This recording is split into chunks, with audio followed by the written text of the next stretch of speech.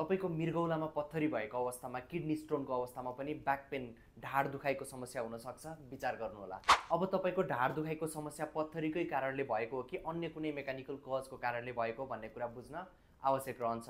त्यसका लागि अब तपाईले चाहिँ ब्याक पेनको नेचरमा चाहिँ भर पर्ने गर्दछ।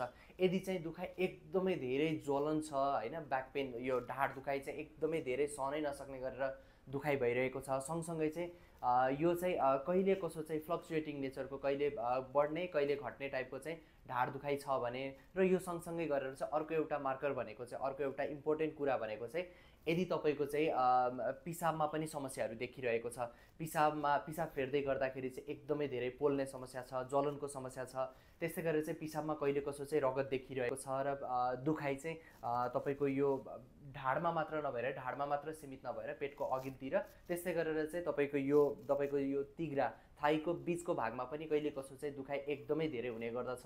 यी यस्तै सिम्पटम्सहरू सबै म्याचिङ भइरहेको छ भने चाहिँ तपाईमा चाहिँ किडनी स्टोनको समस्याको कारणले गर्दाखेरि चाहिँ ब्याक पेन भइरहेको छ कि भनेर चाहिँ हामीले बुझ्नुपर्ने हुन्छ। त्यसैले तपाईको चाहिँ पत्थरीको जाँच गर्न आवश्यक रहन्छ। मलाई प्रत्यक्ष भेटेरै स्वास्थ्य परामर्श लिनको लागि चाहिँ स्क्रिनमा मैले कन्ट्याक्ट नम्बर राखेको छु, यसमा कल गरेर अपोइन्टमेन्ट लिन सक्नुहुन्छ। भिडियोलाई सेयर गर्नुहोला। अर्को भिडियोमा भेट्नेछौँ है त। नमस्ते।